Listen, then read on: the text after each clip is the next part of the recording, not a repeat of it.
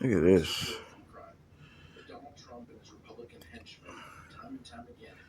They actually got.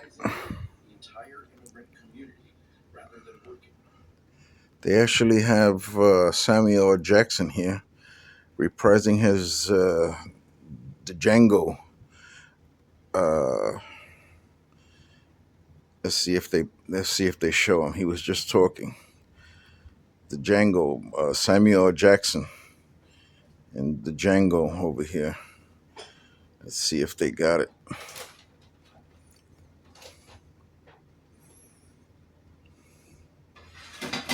Let me see what happens here. Let me see. Oh, that's the horn of the nearby boat that's coming around. They got a boat. We're living near the ocean now. They got the foghorn. You hear that? There goes the foghorn. We got that. Look at this panel here, man. Look at this guy at the end. I don't know. He's got that Palestinian scarf there. And look at this one here.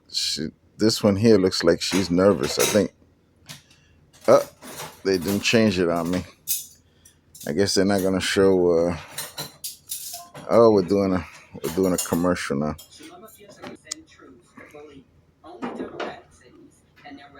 No.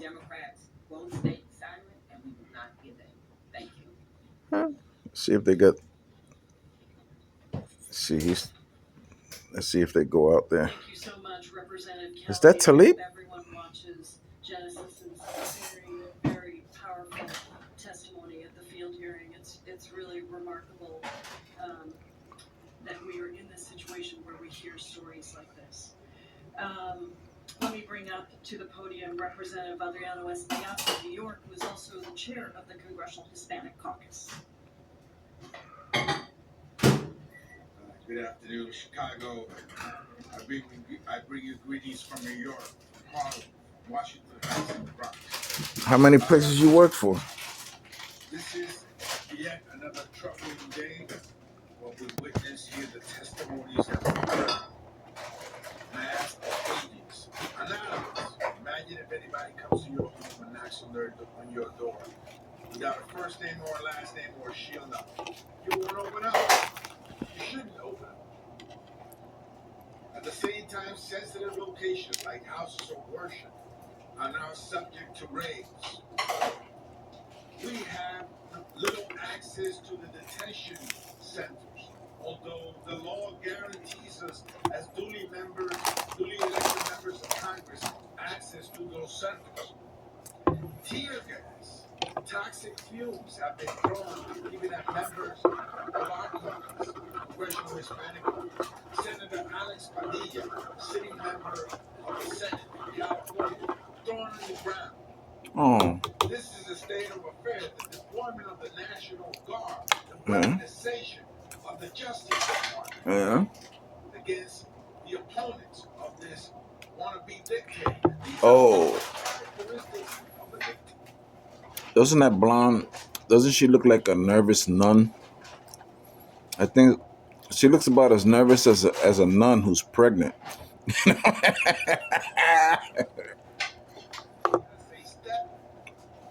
Shows that as a community, Chicago is fighting back, and Congress, the Democratic Caucus, the Congressional Hispanic Caucus, we're fighting back, and we will continue to fight back. Yeah, look at her eyes. She's over here wondering. She said, "I wonder if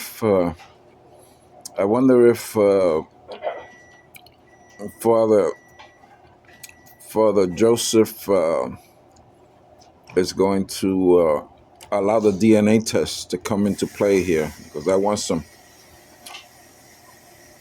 child support, and for the DNA I gotta go on the Murray show and then they gotta say you are the father.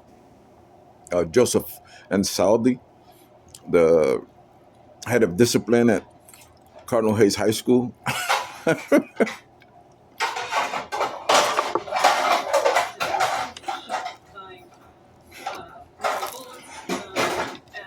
he was praying at a detention center and also deeply embedded in the community, senior pastor Dick Black.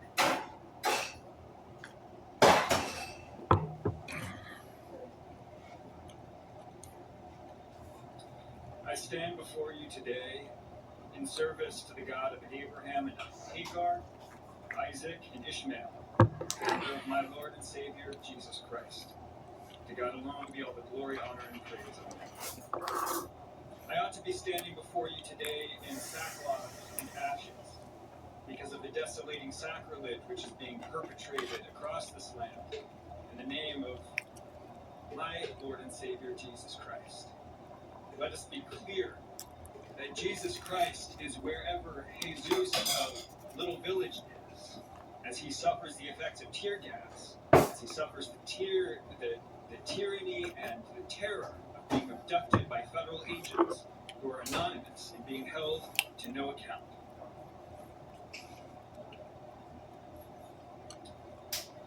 Well, Jesus was never an illegal alien, because when he went to Egypt, it was all under the Roman rule. So there. And his father was a carpenter.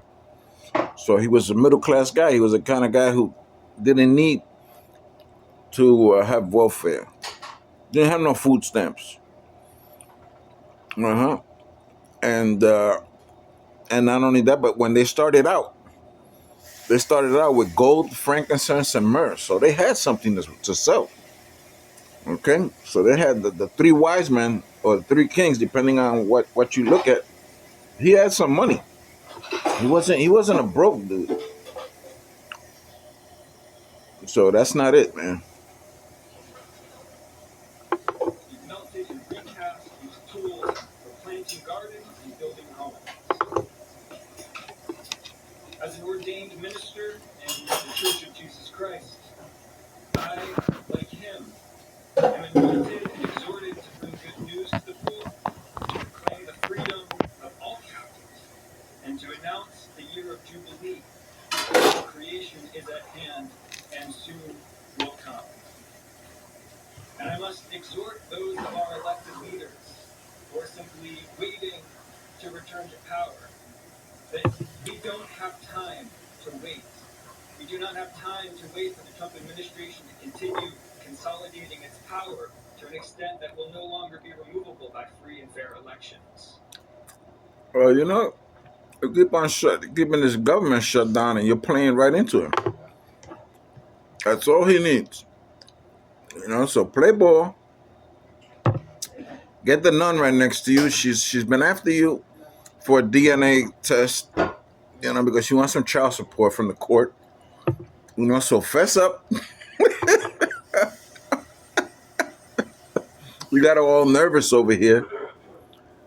The one who's next to her, dressed in green, I don't know who she is. But look at that face, man. Look at that face. Look at that face.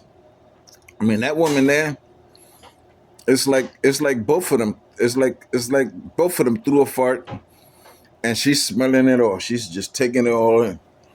She is in that afterglow. There we go. And here goes. I think that's Talib. So I'll open it up and invite any of our colleagues here. Look, there he goes. There he goes. There goes the guy Django. Look, Samuel Jackson. There he goes with the cane and the the cane and with the cane and the folder in his hand. You saw him? Yeah. Look just like him from the Django.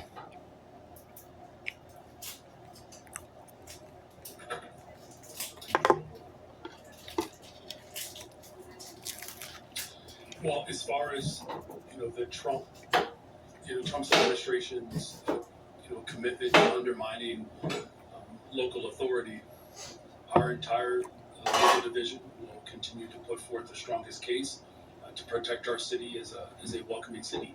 And here's what that simply means: is that as a city, our local law enforcement will not dub as federal ICE agents. And we believe that's necessary in order to maximize community safety. As long as our local law enforcement is showing up for people every single day, regardless of their immigration status, that engenders confidence. And so protecting the Welcoming City Ordinance allows for us to continue to do all the necessary work to build the safest, most affordable big city in America.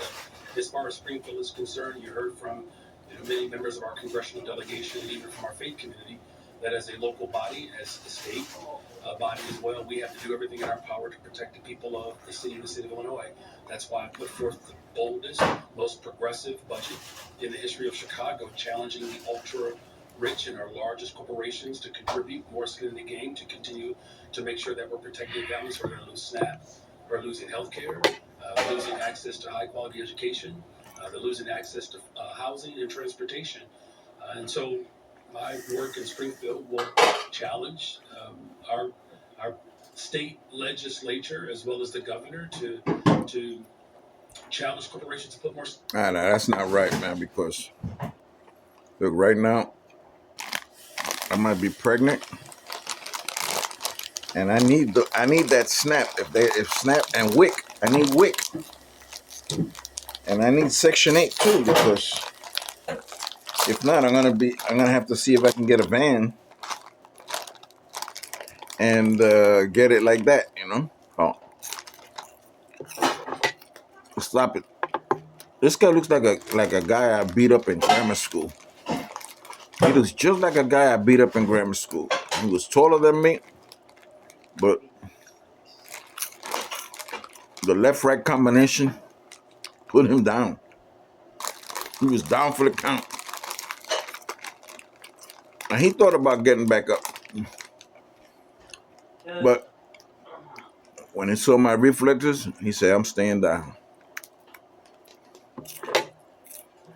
Let's see what this girl has to say. Crazy woman. Says that when local law enforcement can spend their time and their resources protecting communities and doing the work of local law enforcement, it actually increases public safety for everyone.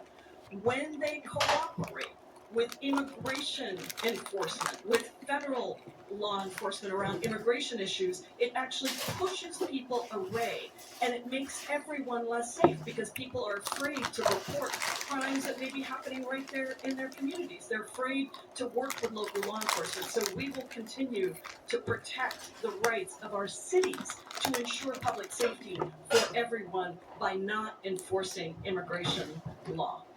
Yes. Right behind you. Yeah, you. I saw your hand first. Yeah, sorry, I don't know all the reporters in Chicago, so go ahead. Thank you.